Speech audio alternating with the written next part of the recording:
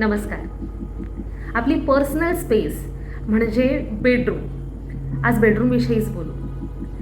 पूर्वीच्या काळामध्ये याला शयनकक्ष म्हटलं जायचं.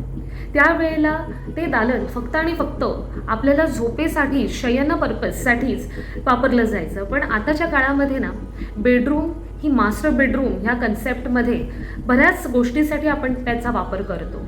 म्हणजे स्टडी एरियासाठी, वर्क फ्रॉम होम म्हणजे काम करण्यासाठी, झोपेसाठी बट ऑब्वियस, आणि त्याचबरोबर मास्टर बेडरूम म्हणजे टॉयलेट ही त्या बेडरूमला अटॅच्ड असते. त्यामुळे मॅक्झिमम दिवसाचा वेळ हा आपण त्या रूममध्ये घालवत असतो. त्यावेळेला स्पेसिफिकली झोप ही जर आपण टार्गेट केली किंवा आपल्याला चांगली झोप, निद्रा चांगली मिळण्यासाठी आपल्याला लाल रंग हा त्या बेडरूममध्ये अवॉइड करायचा आहे. लाल रंग हे तामसिकतेचं प्रतीक असतं.